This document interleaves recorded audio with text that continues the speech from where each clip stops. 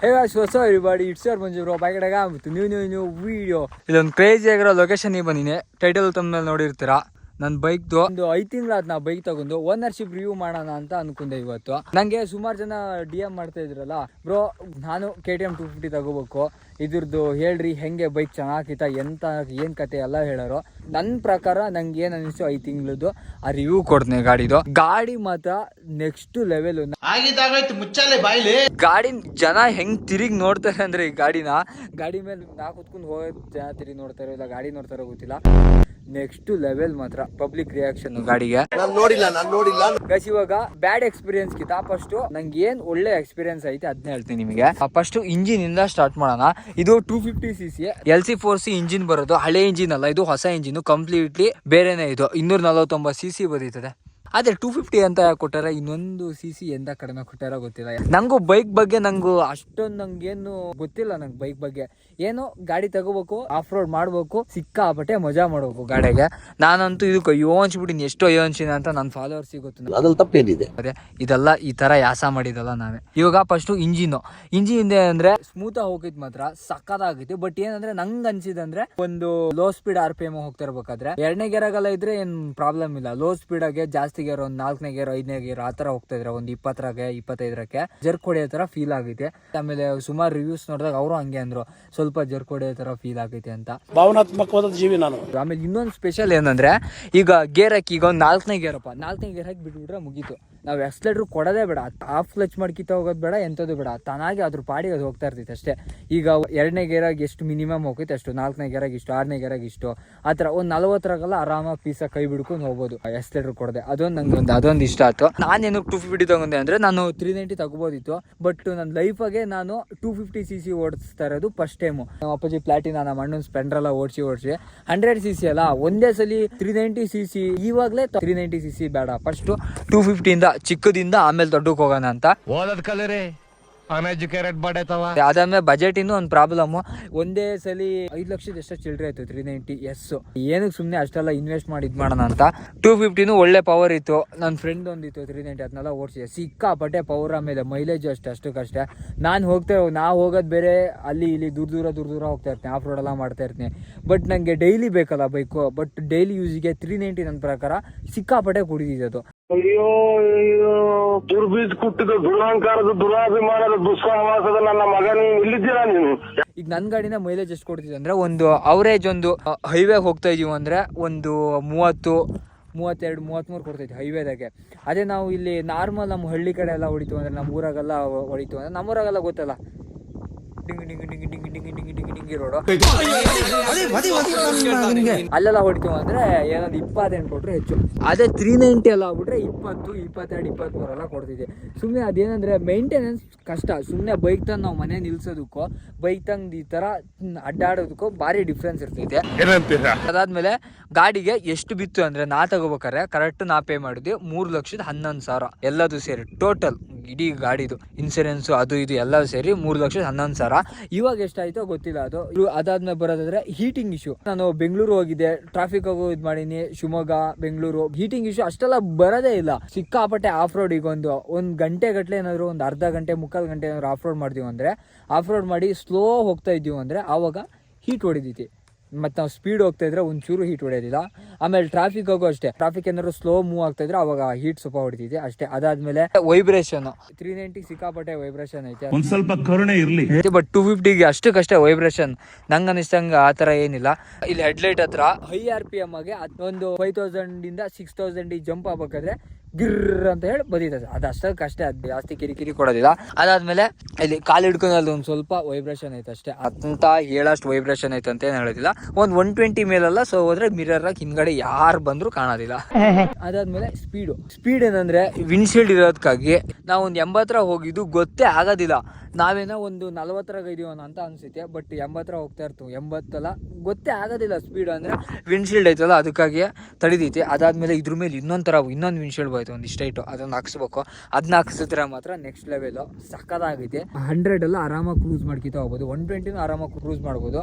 Control ಅಷ್ಟೇ ಅದೇ ಥರನೇ, ಸ್ಟೆಬಿಲಿಟಿ ಜಗ್ಗದೇ ಇಲ್ಲ. 140 ಬೆಂಡ್ ಮಾಡ್ರಿ ಜಗ್ಗ ಮಾತೇ ಇಲ್ಲ. ಟಾಪ್ ಸ್ಪೀಡು ನಾ ಹೊಡೆದಿದ್ದು 148 ಹೊಡೆದಿನಿ. ಇದೊಂದು 152 ಏನೋ ಹೋಗ್ಬೋದೇನೋ. ನಾವು 148 ಹೊಡೆದಿದ್ದು 5ನೇ ಗೇರಿಂದ ಶಿಫ್ಟ್ ಮಾಡಿದ್ದು. ನಾನೇನಾದ್ರು 1ನೇ ಗೇರಿಂದನೇ ಹೊಡ್ಕೋತಾ ಬಂದಿದ್ರೆ 150, 152, 153 ಪಕ್ಕಾ ಹೋಗೋದು. ಅದಾದ್ಮೇಲೆ ಫ್ಯೂಲ್ ಟ್ಯಾಂಕ್ 14 ಲೀಟ್ರು ಮೈಲೇಜ್. ಏನಂದ್ರೆ ಒಂದ್ಸಲಿ ಒಂದು ಫುಲ್ ಟ್ಯಾಂಕ್ ಮಾಡಿಸಿದ್ರೆ ಬೆಂಗಳೂರಿಗೆ ಹೋಗ್ಬೋದು. ಬೆಂಗಳೂರು ನಮ್ಮ ಮನೆಯಿಂದ ಒಂದು 390 ಕಿಲೋಮೀಟರ್ ಐತಿ. ಕರೆಕ್ಟಾಗಿ 400 ಕಿಲೋಮೀಟರ್ ಅಂತೂ ಕೊಡ್ತೈತಿ. ನೀವು 120 ದರಾಗೆ ಕ್ರೂಸ್ ಮಾಡ್ರಿ ಅಂದ್ರೆ ಹೈವೇ ಮೇಲೆ ಡಿಪೆಂಡ್ ಆಗಿರ್ತೈತಿ. ನಾನು ಚಿತ್ರದುರ್ಗ ಹೈವೇದಾಗೂ ಹೋಗಿನಿ, ನಮ್ಮ ಈ ಕಡೆ ಅರಸೀಕೆರೆ ಮೇಲೂ ಹೋಗಿನಿ. ಓಕೆ, ಚೆನ್ನಾಗಿ ಕೊಟ್ಟಿದ್ದೆ. ಒಂದು ಫುಲ್ ಟ್ಯಾಂಕ್ ನಾವು ಬೆಂಗಳೂರು ಹೋಗ್ಬೋದು. ಒಂದು 400 ಕಿಲೋಮೀಟರ್ ಆರಾಮ್ ಹೋಗ್ಬೋದು. ಒಂದು ಫುಲ್ ಟ್ಯಾಂಕ್ ಆರಾಮ್. ನಾವು ಎಷ್ಟು 130 ಹೊಡೆದ್ರು, 120 ಹೊಡೆದ್ರು, 100 ಹೊಡೆದ್ರು ಅಷ್ಟೇ ಆರಾಮಾಗಿ ಹೋಗ್ಬೋದು. ಇದೆಲ್ಲ ಕಲ್ಪನೆಲೇ ಇರ್ಲಿ, ಆ ಕಲ್ಪನೆಲಿ ಇದ್ದಷ್ಟು ಮಜಾ. ಅದಾದ್ಮೇಲೆ ಮೈಲೇಜಿಗೆ ಬರೋಣ. 14 ಲೀಟ್ರ್ ಟ್ಯಾಂಕ್ ಕೆಪಾಸಿಟಿ ಇರೋದು. ಮೈಲೇಜ್ ಎಷ್ಟು ಕೊಡ್ತೀವಿ ಅಂದರೆ ಆವಾಗಲೇ ಹೇಳ್ದಂಗೆ ಒಂದು ನಾವು ಎಷ್ಟೇ ತಿಕ್ಕಾಡಿ ಉಜ್ಜಾಡಿದ್ರು 30 ಅಂತೂ ಕೊಟ್ಟೆ ಕೊಡ್ತೀವಿ. ನೀವು ಎಷ್ಟೇ ಹಿಂಡಿ ನೀರು ತೆಗೆದ್ರು 30, 28, 30 ಅಷ್ಟಾಗೆ ಕೊಡ್ತೈತೆ. ಇನ್ನು ಇದು ಪಾಪ ವಯಸ್ಸಾಗ್ತಾ ಎಷ್ಟು ಕೊಡ್ತಿದ್ದ ಗೊತ್ತಿಲ್ಲ. ಗಾಡಿ ಹಂಗೆ 2 ವರ್ಷ 3 ವರ್ಷ ಹಂಗೆ ಸ್ವಲ್ಪ ಮೈಲೇಜು ಡ್ರಾಪ್ ಆಗ್ತಾ ಹೋಯ್ತು. ನಾವು ಮೇಂಟೆನೆನ್ಸ್ ಮೇಲೆ ಡಿಪೆಂಡು. ನನ್ನ ಗಾಡಿಗೆ ಸದ್ಯಕ್ಕೆ ಎಷ್ಟೇ ಉಜ್ಜಾಡಿ ಏನೇ ತಿಕ್ಕಾಡಿದ್ರು 30, 28, 30. ಅದಾದ್ಮೇಲೆ ಹೆಡ್ಲೈಟಿಗೆ ಬರೋಣ. ಹೆಡ್ಲೈಟ್ ಮಾತ್ರ ಕಸುವಾಗೈತೆ ಅಂತ ಮಾತ್ರ ನಾನಂತೂ ಹೇಳೋದಿಲ್ಲ. ಬೇರೆ ಹಿಮಾಲಯನ್ ಆ ಥರ ಬೇರೆ ಗಾಡಿಗೆಲ್ಲ ಕಂಪೇರ್ ಮಾಡ್ಕೊಂಡ್ರೆ ಇದು ಓಕೆ ಹೆಡ್ಲೈಟು. ನಾನು ಅದಕ್ಕೆ ಎಕ್ಸ್ಟ್ರಾ ಲೈಟು ಎಲ್ಲ ಹಾಕ್ಸಿನಿ. ಈ ಲೈಟಾಗಂತೂ ನೈಟ್ ರೈಡ್ ಅಂತೂ ಮಾಡೋಕ್ಕಾಗಲ್ಲ, ಎಕ್ಸ್ಟ್ರಾ ಬೇಕೇ ಬೇಕು. ಲಾಂಗ್ ರೈಡ್ ಏನಾದ್ರು ಹೋಗು ಅಂದರೆ ಇದರಾಗಂತೂ ಹೋಗೋಕ್ಕಾಗಲ್ಲ. ಸ್ಟಾಕ್ ಲೈಟಾಗಂತೂ ಹೋಗೋಕ್ಕಾಗಲ್ಲ, ಎಕ್ಸ್ಟ್ರಾ ಲೈಟ್ ಫಿಟ್ಟಿಂಗ್ ಇರಲೇಬೇಕು. ಇಲ್ಲಾಂದರೆ ನಮ್ಮ ಡೆಸ್ಟಿನೇಷನ್ ಭಾರಿ ಕಷ್ಟ. ಹೋಗ್ಬೋದು, ನಿಧಾನಕ್ಕೆ ಹೋಗ್ಬೇಕಷ್ಟೇ. ಅದಾದ್ಮೇಲೆ ಬ್ರೇಕಿಂಗ್, KTM ಬ್ರೇಕಿಂಗ್ ಗೊತ್ತಲ್ಲ, ಗಜಿಗ್ ಅಂತಾನೆ ನಿಲ್ತೈತೆ. ಅದು ಫ್ರಂಟ್ ಮಾತ್ರ ಗಜಿಗ್ ಅಂತ ಹಿಡಿದೈತೆ. ಹಿಂದ್ಗಡೆದಕ್ಕೆ ಮಾತ್ರ ನಾನು ಭರವಸೆ ಕೊಡೋದಿಲ್ಲ, ನಂಬಕ್ಕೆ ಹೋಗ್ಬೇಡ್ರಿ ಹಿಂದ್ಗಡೆದು. ಅಷ್ಟಕ್ಕಷ್ಟೇ ಅಂದ್ರೆ ಫುಲ್ ಅಷ್ಟಕ್ಕಷ್ಟೇ. ಮುಂದ್ಗಡೆ ಇದ್ರು ಮಾತ್ರ ನೆಕ್ಸ್ಟ್ ಲೆವೆಲ್. ಹಿಂದೆ ಮುಂದೆ ಎರಡನ್ನು ಹಿಡಿದೀವಿ ಅಂದ್ರೆ ಸಕ್ಕಂದ ನಿಲ್ತವ ಗೈಸ್. ಅದಾದ್ಮೇಲೆ ಟೈರ್ ಬರೋದಾದ್ರೆ ಈ ಟೈರು ಅನ್ಕೋಬಹುದು ಇದು ಮುಳ್ಳು ಟೈರ್ ಐತಲ್ಲ, ಇದೇನಿದು ಆನ್ ರೋಡಿಗೆ ಇದು ಇದಾಗಲ್ಲ. ನಂಗೂ ನಮ್ಮ ಹುಡುಗರೆಲ್ಲ ಹೇಳ್ತಾರೆ, ಕಾರ್ನರಿಂಗ್ ಮಾಡ್ಬೇಕಾದ್ರೆ ಹೇಳ್ತಾರೆ ಮುಳ್ಳು ಟೈರ್ ಐತಿ ನಿಧಾನಕ್ಕೆ ಮಾಡೋ ಅಂತ. ಹೆವಿ ಕಾನ್ಫಿಡೆನ್ಸ್ ಮಾತ್ರ ಸಿಕ್ಕಾಪಟ್ಟೆ ಕಸುವ ಕಾನ್ಫಿಡೆನ್ಸ್ ಕೊಡ್ತೈತೆ. 1 hour ಹೈವೇದಾಗಂತೂ ಇಲ್ಲಿ ಪೂರ್ತಿ ಟಚ್ ಮಾಡಿರ್ತೀನಿ. ಇದು ಪೂರ್ತಿ ಟಚ್ ಆಗಿರ್ತೈತೆ ಪೂರ್ತಿ. ಇನ್ನೊಂದು ಸ್ವಲ್ಪ ಬೆಂಡಾದರೂ ಮುಗೀತು ಕತೆ. ಕಾರ್ನರಿಂಗ್ ಮಾಡ್ಬೇಕಂದ್ರೆ ಮಾತ್ರ ಸಿಕ್ಕಾಪಟ್ಟೆ confidence. Off road okay, off road ಈ tyre okay, off road okay, on road okay, ಎಲ್ಲ ಪರ್ಫೆಕ್ಟ್ ಆಗೈತಿ ಈ ಟೈರು. ನಾನು ನೆಕ್ಸ್ಟ್ ಹಾಕ್ಸೋದಾದ್ರೂ ಅಷ್ಟೇ ಇದೇ ಟೈರೇ ಹಾಕ್ಸೋದು, ಬೇರೆ ಏನು ಹಾಕ್ಸೋಕೆ ಹೋಗೋದಿಲ್ಲ. Of road okay, off road ಇನ್ನೊಂದು ಸ್ವಲ್ಪ ಮುಳ್ಳು ಇದ್ದಿದ್ರೆ ಇನ್ನೂ ಚೆನ್ನಾಗೈತೆ, ಅಂದರೆ ಒಳ್ಳೆ ಆಫ್ ರೋಡಾಗಿ ಗ್ರಿಪ್ ಕೊಡ್ತೈತಿ. ಇದು on road okay, off road okay, manage ಮಾಡ್ತಿದ್ದೆ ಎರಡೂ. ಇದಾದ್ಮೇಲೆ ಇವಾಗ ಡಿಸ್ಪ್ಲೇ ಇದು ನೋಡಿದ ತಕ್ಷಣ ಇದೇನಿದು ಈ ಥರ ಇವೆಲ್ಲ ನೋಡಿದಾಗ ಫಸ್ಟಿಗೆ ಎಲ್ಲರಿಗೂ ಅನಿಸ್ತೈತಿ, ಅಯ್ಯೋ ಇದು ಹೆಂಗಪ್ಪ ಏನು ಕತೆ ಗೊತ್ತಾಗೋದಿಲ್ಲ. ನಾನು ಫಸ್ಟ್ ಅದನ್ನೇ ಅನ್ಕೊಂಡಿದ್ದೆ, ಎಲ್ಲರಿಗೂ ಅದೇ ಇರ್ತೈತೆ. ಬಟ್ ಈಸಿ ಐತಿ ಡಿಸ್ಪ್ಲೇ. ಅದೇ ಇಲ್ಲಿ ಹಿಂಗೆ ಕ್ಲಿಕ್ ಮಾಡಿದ ತಕ್ಷಣ ಇಲ್ಲಿ ಹೋಗುತ್ತೆ, ಆಪ್ಷನ್ಸ್ ಬರ್ತಾವೆ. ಇದು ABS, ರೋಡು, ಆಫ್ ರೋಡು ಎಲ್ಲ ಹಾಕ್ಯನದು. ಇದು ಡಿಸ್ಪ್ಲೇ ಮೂಡು, ಇದು ಆಫ್ ರೋಡಾಗೆ. ಇದು ಸಕ್ಕತ್ತಪ್ಪ ಡಿಸ್ಪ್ಲೇ, ಇದು ಒಳ್ಳೆ. ಅದೇ ಇಲ್ಲಿ ಬಂದರೆ ಟ್ರಿಪ್ 2, ಫ್ಯೂಲ್ ರೇಂಜು, ಅದು ಇದು, ಬ್ಯಾಟ್ರಿ, ಓಡೋಮೀಟ್ರು, ಆಮೇಲೆ ಸರ್ವೀಸು. ನಂದಿನ 3000 ಐತಿ ಸರ್ವೀಸು. ಅದಾದಮೇಲೆ ವಾರ್ನಿಂಗು 3 ವಾರ್ನಿಂಗ್ಸ್ ಅಂತ ಕೊಟ್ಟಾರಲ್ಲ. ಫ್ಯೂಲು 2 ಅಂತ, ಸೈಡ್ ಸ್ಟ್ಯಾಂಡು. ಅಪ್ಪ ಸೀರಿಯಸ್ಲಿ ಬಾಯಿ ಬಂದ್ಬಿಡ್ತಪ್ಪ, ಏನು 3 ಪ್ರಾಬ್ಲಮ್ ಇದಾವಲ್ಲ ಅಂತ. ಇಂಜಿನ್ ಏನಾದ್ರು ಬಂದ್ಬಿಟ್ರೆ ಮಿನಿ ಹಾರ್ಟ್ ಅಟ್ಯಾಕ್ ಆಗ್ಬಿಡೋದು ಹಂಗಂತೂ. ಹಾಗಾಯ್ತು ಅದಾದಮೇಲೆ ಆಮೇಲೆ ಇನ್ನೊಂದು ಏನಂದರೆ ಇದರ ಕ್ರೇಜಿ ಆಗಿರೋ ಫ್ಯೂಚರ್ ಏನಂದರೆ ಕಾಲು. ಇದು ಯಾವ ಥರ ಬದೀತೆ ಅಂದರೆ ಕಾಲಿದಲ್ಲ ಯಾವ ಥರ. ನಂಗೀಗ ಏನಾದ್ರು ಒಂದು ಕಾಲು ಬಂತಪ್ಪ, ಇಲ್ಲಿ ಬಂದ್ಬಿಡ್ತೈತಿ, ಇಲ್ಲಿ ಕರೆಕ್ಟಾಗಿ ಇಲ್ಲಿ ಬದೈತಿ. ಇಲ್ಲೇ ನಂಬರ್ಗೆ ಬದೈತಿ, ಅವ್ರದ್ದು ಹೆಸರೇನು ಬರೋದಿಲ್ಲ. ಇಲ್ಲೇ ಪಿಕ್ ಮಾಡೋದು, ಕಟ್ ಮಾಡೋದು, ಪಿಕ್ಕು ಕಟ್ಟು. ಅದಾದಮೇಲೆ ಸಾಂಗು ಅಷ್ಟೇ, ನಾವು ಇಲ್ಲೇ ಚೇಂಜ್ ಮಾಡ್ಬೋದು ಸಾಂಗ್ನ. Crazy ಆಗೈತಪ್ಪ display. ಅದು ಇನ್ನೂ ಫ್ಯೂಚರ್ಸ್ ಇದಾವೇನಾ ನಂಗೆ ಅದು ಗೊತ್ತಿಲ್ಲ, ನಂಗೆ ಗೊತ್ತಿದ್ದಾವೆ ಇಷ್ಟು. ಡಿಸ್ಪ್ಲೇ ಬಂದರೆ ಡಿಸ್ಪ್ಲೇ ಏನು ಬಿಸಿಲಿಗೆ ಸಿಕ್ಕಾಪಟ್ಟೆ ಬಿಸಿಲಿದ್ದಾಗೂ ಕಾಣಿಸೋದಿಲ್ಲ ಅನ್ನೋ ಥರ ಏನಿಲ್ಲ, ಬ್ರೈಟಾಗೇ ಐತೆ ನೋಡ್ರಿ ಅದ ಇಷ್ಟು ದೂರದಿಂದ ತೋರಿಸ್ರು ಕಾಣಿಸ್ತೈತಿ, ಬ್ರೈಟಾಗೇ ಐತಿ ಡಿಸ್ಪ್ಲೇ. ಅದಂತೂ ಒಂದು ಚೂರು ಮಾತಾಡಂಗೆ ಇಲ್ಲ. ಅದಾದ್ಮೇಲೆ ಇಂಡಿಕೇಟ್ರಿಗೆ ಬಂದ್ರೆ ಇಂಡಿಕೇಟ್ರು ಹೆವಿ ಎಕ್ಸ್ಪೆನ್ಸಿವ್, ಮೂಕ್ಳರೆ ಕಾಸ್ಟ್ಲಿ. ಒಂದು ಇಂಡಿಕೇಟರ್ ಅಂತಂದ್ರು GST ಸೇರಿ 1000 ಬೀಳಿದೆ ಅನ್ಸುತ್ತೆ. ಇಂಡಿಕೇಟರ್ದು ಏನು ಪ್ರಾಬ್ಲಮ್ ಅಂದ್ರೆ, ಈಗ ಬೈಕು ಹಿಂಗಿರ್ತೀವಲ್ಲ, ಹಿಂಗೆ ಇಳಿದು ಹಿಂಗೆ ಬರ್ಬೇಕಾರೆ ನಾನೇ ಎಷ್ಟೋ ಸಲ ಇದೇ ಥರ ಇದಾಗೆ ಈ ಕಡೆ ಇಂಡಿಕೇಟರ್ ಮುರಿದಿನಿ, ಈ ಕಡೆ ಇಂಡಿಕೇಟರ್ ನನ್ನ ಫ್ರೆಂಡ್ ಒಬ್ಬ ಮುರಿದಾನೆ. ಹೌದಲ್ವಾ, ತಪ್ಪೇನೋ. ಅರ್ಧ ಮುರ್ದಿದ್ದ ಫೆವಿಕಲ್ ಅಲ್ಲಿ ಹಾಕಿ ಏನೋ ಒಂದು ಜುಗಾಡ್ ಮಾಡಿ ನಾನು ಇದಾದ್ಮೇಲೆ ಆಮೇಲೆ ಕ್ವಿಕ್ ಶಿಫ್ಟರ್ ಸ್ವಲ್ಪ ಗಾಡಿ ಗಲೀಜ್ ಐತೆ, ಅದನ್ನ ಇಗ್ನೋರ್ ಮಾಡ್ಬಿಡ್ರಿ. ಅದನ್ನೇ 1000 ಕಮೆಂಟ್ ಹಾಕ್ಬಿಡ್ರಿ, ಗಾಡಿ ತೊಳಿಯೋ ಅಂತ ನಂಗೆ ತಲೆಗೆ ಶೂಟ್ ಆಯ್ತಂಗೆ ಆಗ್ಬಿಡ್ತಿದೆ. ನಾ ಗಾಡಿನ ಕ್ಲೀನಾಗಿ ಯಾವಾಗಲೂ ತೊಳಿತಾನೆ ಇರ್ತೀನಿ ಗಾಡಿನ. ಆಫ್ ರೋಡ್ ಹೋಗಿದ್ನಲ್ಲ ಅದಕ್ಕೆ ತೊಳಿದ. ಈಗ ಕ್ವಿಕ್ ಶಿಫ್ಟರು 1 2 ಓಕೆ 3 4 5 6 3 ಓಕೆ 4 5 6 ಮಾತ್ರ ಬೆಣ್ಣೆ ಹಕ್ಕಿದೆ ಗೊತ್ತಾಗಲ್ಲ. ನಾವು ಆ ತರ ಹಾಕ್ಬೋದು. ಯಾಕೋ ಅಣ್ಣವ್ರ ರೇಂಜ್ ಬಿಲ್ಡಪ್ ಕೊಡ್ತಿದ್ದೀರಾ? ಅಪ್ಪು ಅಷ್ಟೇ ಡೌನು ಅಷ್ಟೇ, ಬೆಣ್ಣೆ ತರ ಸಕ್ಕ ಆರಾಮ ಹಾಕ್ಬೋದು. ಒಳ್ಳೆ ಸೂಪರ್ ಬೈಕ್ ತರ ಜಂಗ್ ಜಂಗ್ ಜಂಗ್ ಜಂಗ್ ಅಂತ ಪೀಸ ಹಾಕ್ಬೋದು. ಆಮೇಲೆ ಸೌಂಡು ಅಷ್ಟೇ ಸಖತ್ತಾಗ ಐತಿ. ಹೈ RPM ಮೇಲಂತೂ 90-95 ಮೇಲೆ ಎಷ್ಟರು ಕೊಟ್ಟು ಬಿಟ್ರೆ ಆ ಫೀಲೇ ಬೇರೆ. ಪಗಾಶ್ PPF ಹಾಕ್ಸಿನಿ. PPF ಮಾತ್ರ ಇಗ್ನೋರ್ ಮಾಡ್ಲೇಬೇಡ್ರಿ ನೀವು. ಎಷ್ಟೋ 3 ಲಕ್ಷ ಕೊಟ್ಟು ಗಾಡಿ ತಗೊಂಡಿರ್ತೀರಿ, ಒಂದು 5-6 ಸಾವಿರ ಕೊಟ್ಟು PPF ಮಾಡ್ಸೋಕೆ ಹಿಂದೆ ಮುಂದೆ ನೋಡ್ಬೇಡ್ರಿ. ನಂದು ಆಕ್ಸಿಡೆಂಟ್ ಆದಾಗ ನನ್ನ ಗಾಡಿ ಉಳ್ದಿರೋದು ಕಾರಣ ಈ ಕ್ರ್ಯಾಶ್ ಗಾರ್ಡು, ಆಮೇಲೆ PPF. ಅದಾದಮೇಲೆ ರೈಡಿಂಗ್ ಕಂಫರ್ಟು ಒಂದು 100 ಕಿಲೋಮೀಟ್ರ್ 100-120 ಕಿಲೋಮೀಟ್ರ್ ಎಲ್ಲ ಆರಾಮಾಗಿ ಹೊಡಿಬೋದು, ಪ್ರಾಬ್ಲಮ್ಮೇ ಇರೋದಿಲ್ಲ. ಅಷ್ಟ್ರ ಮೇಲೆ ಒಂದು ಸ್ವಲ್ಪ ಅಂಡೊಂದು ನೋಯೋಕೆ ಸ್ಟಾರ್ಟ್ ಆಗೈತೆ. ಅದು ಬಿಟ್ಟರೆ ಮತ್ತೆ ಏನೂ ಆಗೋದಿಲ್ಲ. ಅಂಡೊಂದು ನೋಯ್ತಿದ್ದು ಅಷ್ಟೇ. ಕಾಲು ನೋವು ಬರೋದು, ಇಲ್ಲಿ ಇಂಥಲ್ಲಿ ಹಿಂಗೆ ಇಟ್ಕೊಬಿಡೋದು, ಆ ಥರ ಎಲ್ಲ ಚಾನ್ಸೇ ಇಲ್ಲ ಇದಕ್ಕೆ. ನಾ ಬೆಂಗಳೂರೆಲ್ಲ ಹೊಡೆದಿನಲ್ಲ, ಆರಾಮಾಗಿ ಪೀಸಾಗಿ ನಮ್ಮ ಮನೆಗಂತೂ ಅದು ಹೆಂಗೆ ಹೊಡಿತೀಯಪ್ಪ ಅಂತಾರೆ. ಇದಕ್ಕೆ ಒಂದು ಅಡ್ವಾಂಟೇಜ್ ಅಂದರೆ ವಿಂಡ್ಶೀಲ್ಡ್ ಐತಿ. ಅದಾದಮೇಲೆ ಕರೆಕ್ಟಾಗಿ ಹಿಂಗೆ ಸೋಫಾ ಮೇಲೆ ಹಿಂಗೆ ಕುಂತಿರ್ತೀವಲ್ಲ, ನಮಗೇನು ಫೀಲ್ ಆಗೋದಿಲ್ಲ. 300 ಮೇಲೆಲ್ಲ ಸ್ವಲ್ಪ ಎಲ್ಲ ಕಡೆನೂ ಹೂವು ಬರ್ಬೋದು. ಹಣ್ಣು ನುಯ್ತೈತಿ. ಹಣ್ಣು ಇದಾಗಲ್ಲ ಗೊತ್ತಲ್ಲ, 100 ಕಿಲೋಮೀಟ್ರಿಗೂ ಒಂದು ಸ್ಟಾಪ್ ಹಾಕಿ ಎಳ್ನೀರು ಕುಡ್ದು ಕಲ್ಲಂಗಡಿ ಹಣ್ಣು ತಿಂದು ಹೊಂಟ್ಬಿಟ್ರೆ ಮುಗೀತು ಸಕ್ಕಂತ.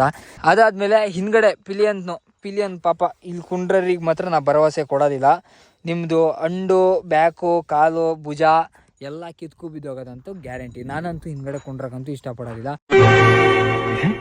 ನಾವು ಗೋವಾದಾಗ ನಾನು ಸಂದೇಶ್ ಪಿಂಟೋ ಇಲ್ಲೇ ಕುಂತಿದ್ದ.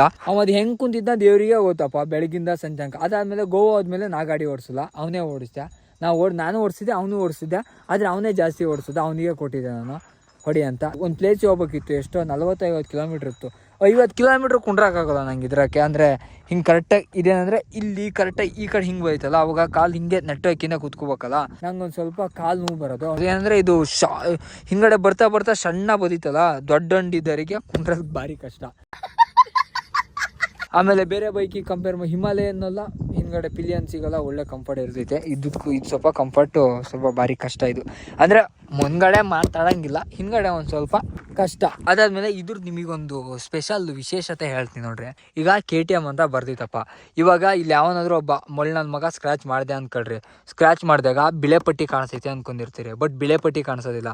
ಇಲ್ಲೇನು ಆರೆಂಜ್ ಐತಿ, ಆರೆಂಜೇ ಕಾಣಿಸೋದು. ಈಗ ಏನಾದ್ರು ಕಿತ್ತೋದಾಗ ಒಳಗೆ ಏನು ತೂತಾತು ಅಂದ್ರು ಅದು ಆರೆಂಜೇ ಕಾಣಿಸೋದು, ವೈಟ್ ಕಾಣಿಸೋದಿಲ್ಲ. ಏನಕ್ಕಂದ್ರೆ ಇದು ಸ್ಟಿಕ್ಕರಿಂಗ್ ಅಲ್ಲ, ಇದಕ್ಕೇನೋ ಅಂತಾರೆ. ಇದಕ್ಕೆ ಅದು ನಂಗೆ ಗೊತ್ತಿಲ್ಲ. ನಿಮ್ಗೇನಾರು ಅಷ್ಟೆಲ್ಲ ತಿಳಿದಿದ್ದಾರು ಒಂದು ಕಮೆಂಟ್ ಹಾಕ್ರಿ. ಇದಕ್ಕೇನೋ ಅಂತಾರೆ, ಏನೋ ಐತಿ ನಂಗೆ ಮರ್ತೋ ಐತೆ. ಅದ್ರಲ್ಲಿ ತಪ್ಪೇನಿದೆ? ಅದಾದ್ಮೇಲೆ ಗಾಡಿ ಮಾತ್ರ ತೇಲ ತರ ಆ ತರ ಎಲ್ಲ ಫೀಲ್ ಬರೋದಿಲ್ಲ. ಕಾರ್ನರಿಂಗ್ ಮಾತ್ರ ಸಿಕ್ಕಾಪಟ್ಟೆ ಕಾನ್ಫಿಡೆನ್ಸ್. ನಂಗೆ ನಿಜವಾಗ್ಲೂ ನಾ ಇದು ಹೇಳಿರೋ ಪಾಯಿಂಟ್ ಯಾವುದು ಸುಳ್ಳಲ್ಲ, ನಂಗೆ ಅನ್ಸಿರೋದಕ್ಕೆ ನಾ ಹೇಳ್ತಾ ಇರೋದು.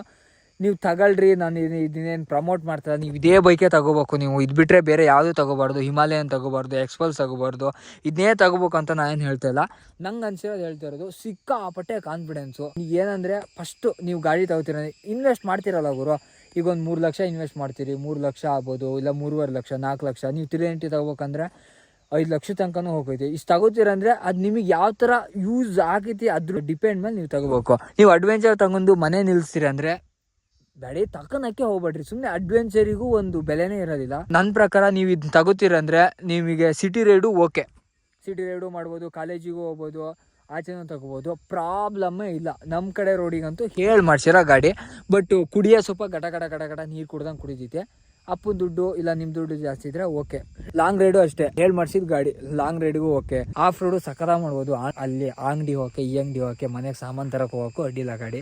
ಹೌದಲ್ಲ, ಆ ಥರ ಎಲ್ಲ ಹೊಡೆದ್ಬಿಟ್ಟು ಅಂದರೆ ಗಾಡಿ ಹಾಳಾಗ್ಬಿಡ್ತೈತೆ. ನೀವೇನಾದರೂ ವಾರಕ್ಕೊಂದು ಲಾಂಗ್ ರೈಡ್ ಹೋಗ್ರಿ, ಆಮೇಲೆ ಒಂದು ತಿಂಗಳಿಗೆ ಒಂದ್ಸಲಿ ಆಫ್ ರೋಡು, ಇಲ್ಲ ತಿಂಗಳಿಗೆ ಒಂದು 2-3 ಸಲ ಆಫ್ ರೋಡು ಲಾಂಗ್ ರೈಡ್ ಹೋಗು ಅಂತ ಇದ್ರೆ ಈ ಗಾಡಿ ತಗೊಳ್ರಿ. ಸುಮ್ಮನೆ ಕಾಲೇಜ್ ಹೋದೆ ಮನೆ ಬಂದೆ ಅಂದಾಗ ಈ ಗಾಡಿ ತಗೊಳಕ್ಕೆ ಹೋಗ್ಬೇಡ್ರಿ. ಯಾವ್ದಾದ್ರು ನೇಕೆಡೋ ಇಲ್ಲ ಬೇರೆನೋ KTM ಆಗೋ ಇಲ್ಲ ಬೇರೆ ಇದ್ರಕ್ಕೋ ತಗೊಳ್ರಿ. ಅಡ್ವೆಂಚರಿಗೆ ಹೋಗ್ಲೇಬಿಡ್ರಿ. ನೀವು ಅಡ್ವೆಂಚರ್ ಮಾಡ್ತೀರಂದ್ರೆ ತಗೊಳ್ರಿ, ಮನೆ ನಿಲ್ಸೋದ್ರೆ ತಗೊಳಕ್ಕೆ ಹೋಗ್ಬೇಡ್ರಿ. ಗೈಸ್ ಅದಾದ್ಮೇಲೆ ಇದ್ರದ್ದು ಮೇಂಟೆನೆನ್ಸು.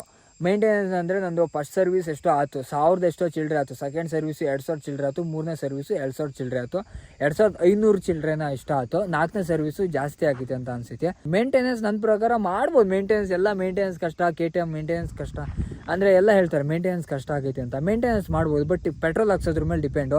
ಈ ಗಾಡಿ ತಗೋಗಿ 200 ರೂಪಾಯಿ ಪೆಟ್ರೋಲ್ ಹಾಕ್ರೆ ಅಂದರೆ ನಮಗೆ ಮರ್ಯಾದೆ, ನಮಗೆ ಏನು ವಿಧಿ ಇಲ್ಲದೆ ಒಂದೊಂದ್ಸಲಿ ಒಂದೊಂದು ಗಾಡಿ ಕುಡಿಯೋ ಸರಿಯಾಗಿ ಕುಡಿಸಿ. ಅದಾದ್ಮೇಲೆ ಎಕ್ಸ್ಪೆನ್ಸಿವ್ ಏನಂದ್ರೆ ಇದ್ರ ಪಾರ್ಟ್ಸ್ ಎಕ್ಸ್ಪೆನ್ಸಿವ್. ಇದೊಂದು ಚಿಕ್ಕ ಇಂಡಿಕೇಟ್ರಿಗೆ 1000 ರೂಪಾಯಿ ಐತಿ. ಆರಾಮಾಗಿ ನಾರ್ಮಲಾಗಿ ಮೇಂಟೈನ್ ಮಾಡ್ಕೊ ತಗೋಬೋದು. ನನ್ನ ಪ್ರಕಾರ ತಗೋಬೋದು. ನಿಮ್ಮದು ಬಜೆಟ್ ಯಾವ ಥರ ಇರ್ತೈತಿ ಅದ್ರ ಮೇಲೆ ಎಲ್ಲದು.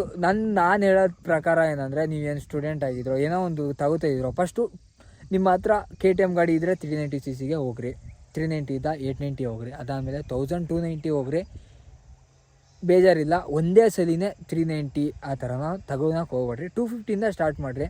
ಚಿಕ್ಕದಿಂದ ಹೋದ್ರೇ ಚಂದ. ಒಂದೇ ಸಲ ದೊಡ್ಡಕ್ಕೆ ಹೋಗಿ ಹಳ್ಳಕ್ಕೆ ಬೀಳೋದಲ್ಲ. ಏನಕ್ಕೆ ಈ ವಿಷಯದ ಬಗ್ಗೆ ನಮಗೆ ಅಷ್ಟು ಪರಿಪೂರ್ಣವಾಗಿ ಗೊತ್ತಿಲ್ಲ. ಮೇಂಟೆನೆನ್ಸ್ ಎಲ್ಲ ನಿಮ್ಮ ಮೇಲೆ ಇರೋದು.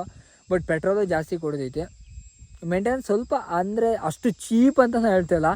ಮೇಂಟೆನೆನ್ಸು ಓಕೆ ಮೇಂಟೆನೆನ್ಸು ಏನು ಸಿಕ್ಕಾಪಟ್ಟೆ ಮೇಂಟೆನೆನ್ಸ್ ಬೈತೆ ಅಂತ ಹೇಳಲ್ಲ. ಒಬ್ಬೊಬ್ರು ಹೇಳ್ತಾರೆ ಹೆವಿ ಮೇಂಟೆನೆನ್ಸ್ ಅಂತ.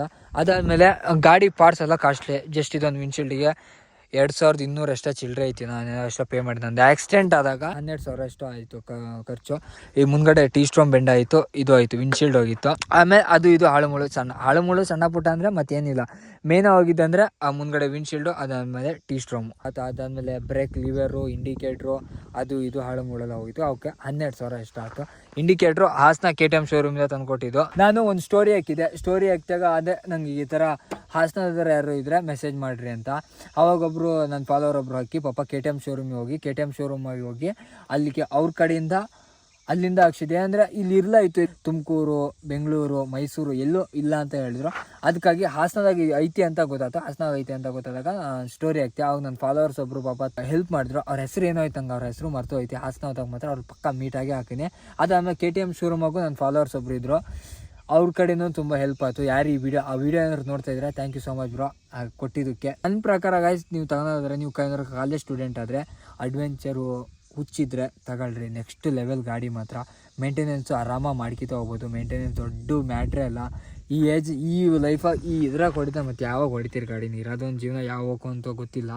ಇರೋದೊಂದು ಜೀವನ ಅಂತ ಮತ್ತು ಬೇರೆ ಇರೋದೊಂದು ಜೀವನ ಅಂತ ಬೇರೆ ಎಲ್ಲ ಮಾಡಬೇಡ್ರಿ. ನನ್ನ ಪ್ರಕಾರ ಗಾಡಿ ಮೇಂಟೆನೆನ್ಸು ಮಾಡ್ಬೋದು, ತಗೋಬೋದು. ಅಪ್ಪ ಅಮ್ಮನ ಕಾಡಿಸಿ ಬೇಡಿಸಿ ಮಾತ್ರ ತಗೊಳಕ್ಕೆ ಹೋಗ್ಬೇಡ್ರಿ. ಇದು ಅಡ್ವಾಂಟೇಜ್ ಆಯ್ತು ಗಾಡಿದು. ಬೆಸ್ಟ್ ಪಾರ್ಟ್ ಇವಾಗ ಗಾಡಿದು ನಂಗೆ ಅನ್ಸಿದ್ದು ಏನಂದರೆ, ಬ್ಯಾಡ್ ಆಗಿಲ್ಲ ಈ ಗಾಡಿಗೆ, ಇನ್ನೊಂಥರ ಇದು ಇರ್ಬೇಕಿತ್ತು ಅಂದರೆ. ಬ್ಯಾಡ್ ಒಪಿನಿಯನ್ ಏನಂದರೆ, ಹಿಂದ್ಗಡೆ ಬ್ರೇಕು ಮುಂದ್ಗಡೆ ಹಿಡಿಯೋ ಥರ ಗಜ್ಜಿಗ್ ಅಂತ ಏನಾದ್ರು ಹಿಂದ್ಗಡೆ ಹಿಡಿದು ಬಿಟ್ಟಿದ್ರೆ ಸಕ್ಕದಾಗ ಆಗೋದು. ಅದೇನೋ ಅಂತಾರೆ ಹಿಂದ್ಗಡೆ ಅದೇನೋ ಜಾಸ್ತಿ ಇರ್ತಾವೆ, ಹಿಂದ್ಗಡೆ ಅದೇನೋ ಇರೋದೇನೋ ಅಂತ. ನಂಗೆ ಅದು ಪರ್ಫೆಕ್ಟಾಗಿ ಗೊತ್ತಿಲ್ಲ. ಹಿಂದ್ಗಡೆ ಬ್ರೇಕಿಂಗ್ ಇನ್ನೊಂದು ಸ್ವಲ್ಪ ಚೆನ್ನಾಗಿದ್ದಿದ್ರೆ ಮಸ್ತ್ ಆಗೋದು. ಮುಂದ್ಗಡೆ ಬ್ರೇಕಿಂಗ್ ಮಾತ್ರ ಗನ್ ಥರ ಐತೆ. ABS ಆಫ್ ಮಾಡ್ಕಿಂದ್ರೆ ಗೊತ್ತಿಲ್ಲ, ಝೀ ಅಂತ ಹೋಗ್ತಾ ಇರ್ತವೆ. ಅದಾದಮೇಲೆ ನಂಗೆ ಆ ಥರ ಏನು ನಂಗೆ ಅನ್ಸಲ್ಲಪ್ಪ. ಇವತ್ತು ನನಗೂ ಬೈಕ್ ಬೇಕಿತ್ತು, ನನಗೂ ಬೈಕ್ ಸಿಕ್ತು. ನಂಗೆ ಆ ಥರ ಬ್ಯಾಡ್ ಗಾಡಿ ಬಗ್ಗೆ ನಂಗೆ ಆ ಥರ ಬ್ಯಾಡ್ ಆಗಲ್ಲ, ಆ ಥರ ಏನು ಅನ್ಸಿಲ್ಲ. ನಂಗೆ ಅನ್ಸಿದೆ ಅಂದರೆ ಏನಂದರೆ ಇದೊಂದೇ ನಂಗೆ ಅನ್ಸಿದೆ ಅಂದರೆ, ಹಿಂದ್ಗಡೆ ಬ್ರೇಕ್ ಇನ್ನೊಂದು ಸ್ವಲ್ಪ ಗಟ್ಟಿ ಕೊಡ್ಬೇಕಿತ್ತು. ಅದಾದಮೇಲೆ ಲೋ ಆ್ಯಂಡ್ ಟಾರ್ಕಾಗೆ ಒಂದು ಸ್ವಲ್ಪ ಗಾಡಿ ಸ್ಲೋ ಹೋಗ್ತಾ ಇರ್ಬೇಕಾದ್ರೆ ಲೈಟಾಗಿ ಜರ್ಕ್ ಫೀಲ್ ಹೊಡಿತಿದ್ದೆ. ಲೈಟಾಗಿ ಹೊಡಿತೀವಿ, ಜಾಸ್ತಿ ಏನಲ್ಲ. ಅದಾದಮೇಲೆ ವೈಬ್ರೇಷನ್ಸ್ ಒಂದು ಸ್ವಲ್ಪ ಐತಿ. ವೈಬ್ರೇಷನ್ ಎಲ್ಲ ಗಾಡಿಗೂ ಇರೋದೆ. ಚಾರ್ಜ್ ಮಾಡ್ಕೋಬೋದು, ಆರಾಮಾಗಿ ಚಾರ್ಜ್ ಮಾಡ್ಕೋಬೋದು. ನಾವು ಮನೆ ಕರೆಂಟಾಗಿ ಯಾವ ಥರ ಚಾರ್ಜ್ ಹಾಕೈತೆ ಅದೇ ಥರಕ್ಕೆ ಹಾಕೈತೆ. ನಂದಂತೂ ಹಂಗೆ ಹಾಕೈತೆ. ಅದಾದಮೇಲೆ ಬ್ಯಾಡಾಗಂತೂ ನಂಗೆ ಏನು ಅನಿಸಿಲ್ಲ. ನನ್ನ ಪ್ರಕಾರ ಅಂತೂ ಸಖತ್ತಾಗೈತಿ ಗಾಡಿ ಮಾತ್ರ. ಗನ್ನು ನೀವು ಆರಾಮಾಗಿ ಕಣ್ಣು ಮುಚ್ಚಿಂದು KTM ಅಡ್ವೆಂಚರ್ 250ನ ತಗೋಬೋದು, 390 ತಗೋಬೋದು. 390 ಅಂದರೆ ನಿಮ್ಮ ದುಡ್ಡು ಇಲ್ಲ, ನಿಮ್ಮ ಅಪ್ಪನ ದುಡ್ಡು, ನಿಮ್ಮ ಕಾಂದನ ದುಡ್ಡು ಮುಕ್ಕಳರೇ ಇದ್ದರೆ ಕಣ್ಣು ಮುಚ್ಚಿನ ತಗೊಳ್ರಿ. ಮೇಂಟೆನೆನ್ಸ್ ಎಲ್ಲ ಆರಾಮಾಗಿ ಮಾಡ್ಕೊತ ಹೋಗ್ಬೋದು. 250 ಅಂತೂ ಆರಾಮು. ನನ್ನ ಪ್ರಕಾರ ನಂದು ಹಾನೆಸ್ಟ್ ರಿವ್ಯೂನ ಹೇಳಿನಿ, ಯಾವ್ದು ಬಿಡಲ್ಲ ಅಂತ ಅನ್ಕೊಂಡಿನಿ. ಯಾವ್ದಾದ್ರು ಏನಾದ್ರು ಒಂದು ಪಾಯಿಂಟ್ ಏನಾದ್ರು ಈ ಪಾರ್ಟ್ಸ್ ಬಗ್ಗೆ ಹೇಳ್ಬೇಕಂತ ಇದ್ರೆ ಕಾಮೆಂಟ್ ಹಾಕ್ರಿ. ನಿಮ್ಮ ಕಾಮೆಂಟಿಗೆ ನಾನು ರಿಪ್ಲೈ ಮಾಡೋಗ್ಬಿಡ್ತೀನಿ. ಏನಾದ್ರು ಒಂದು ತಪ್ಪಿದ್ರೆ ಕ್ಷಮಿಸ್ರಿ. ಅದಾದ್ಮೇಲೆ ನಾ ಏನು ಮೋಟೋ ಬ್ಲಾಗರ್ ಅಲ್ಲ. ನಂಗೆ ಬೈಕಿನ ಬಗ್ಗೆ ನಂಗೆ ಅಷ್ಟೆಲ್ಲ ನಂಗೆ ಗೊತ್ತಿಲ್ಲ. ಬೈಕಿನ ಬಗ್ಗೆ ತಪ್ಪೇನಾದ್ರು ಹೇಳಿದ್ರೆ ಕ್ಷಮಿಸ್ರಿ. ನಾನು ಈ ವಿಡಿಯೋ ಮುಂಚೆನೇ ಹಾಕಿದ್ಬಿಡ್ತೀನಿ. ನಂಗೆ ಗಾಡಿ ರಿವ್ಯೂ ಬಗ್ಗೆ ನಂಗೆ ಗೊತ್ತಿಲ್ಲ. ನಾನು ಯಾವತ್ತೂ ನಮ್ಮ ಮೋಟೋ ಬ್ಲಾಗ್ ಮಾಡ್ದೇವಲ್ಲ, ಗಾಡಿ ರಿವ್ಯೂ ಮಾಡ್ದೇವಲ್ಲ. ನಂಗೆ ಗಾಡಿ ಬಗ್ಗೆನೂ ಅಷ್ಟು ನಂಗೆ ಗೊತ್ತಿಲ್ಲ. ಏನಾದರೂ ತಪ್ಪೇನಾದ್ರು ಹೇಳಿದರೆ ಒಂದ್ಸಲಿ ಕ್ಷಮಿಸ್ರಿ. ನಾನು ತಿದ್ಕಿ ಹೋಗ್ತೀನಿ. ನೆಕ್ಸ್ಟ್ ಗಾಡಿ ಏನಾದ್ರು ತಗೊಂಡ್ರೆ ಆವಾಗಲೇ ನಾನು ಗಾಡಿ ರಿವ್ಯೂ ಮಾಡೋದು. ಐ ಹೋಪ್ ಗೈಸ್ ನಿಮಗೆ ಈ ವಿಡಿಯೋ ಇಷ್ಟ ಆಯ್ತು ಅಂತ ಅಂದ್ಕೊಂಡಿನಿ. ಅದಾದಮೇಲೆ ನಿಮಗೆ ಮತ್ತೆ ಹೇಳ್ತಾ ಇದ್ದೀನಿ, 3-4 ಲಕ್ಷ ಕೊಟ್ಟು ಗಾಡಿ ತೊಗೊಂಡಿರ್ತೀರಿ. PPF, ಕ್ರ್ಯಾಶ್ ಗಾರ್ಡು, ಲೈಟು ಮರೆಯೋಕ್ಕೆ ಹೋಗ್ಬೇಡ್ರಿ. ಕ್ರ್ಯಾಶ್ ಲೈಟ್ ಹಾಕ್ಸ್ತಾ ಹೋದ್ರೂ ಪ್ರಾಬ್ಲಮ್ಮೇ ಇಲ್ಲ. PPF ಮತ್ತು ಕ್ರ್ಯಾಶ್ ಕಾರ್ಡು ಹಾಕ್ಸೋದು ಮಾತ್ರ ಮರಿಬೇಡ್ರಿ. ಮೇಯ್ನ್ ಗಾಡಿಗೆ ಇದು KTM ಇದು ಗೊತ್ತಲ್ಲ, ಇದೊಂದು ಪ್ಯಾನಲ್ಗೆ 2,000-3,000 ಇರ್ತೈತಿ ಇದೊಂದು ಪ್ಯಾನಲ್ಸಿಗೆ. ನೀವು ಕ್ರ್ಯಾಶ್ ಕಾರ್ಡ್ ಇಲ್ಲ ಅಂದರೆ ಪ್ಯಾನಲ್ಸಿಗೆ ಏನಾದ್ರು ಹೊಡ್ತಾ ಬಿದ್ದರೆ ಭಾರಿ ಕಷ್ಟ. I hope you guys enjoy this video. Make sure subscribe my YouTube channel and I see you guys next video. Stay sexy bye guys. Instagram follow ಮಾಡ್ತಾಯಿಲ್ಲ, ಬೇಗ ಫಾಲೋ ಮಾಡಿರಿ. ಸಬ್ಸ್ಕ್ರೈಬ್ ಮಾಡೋದ್ರೆ ಬೇಗ ಸಬ್ಸ್ಕ್ರೈಬ್ ಮಾಡಿರಿ. See you the next video. Bye.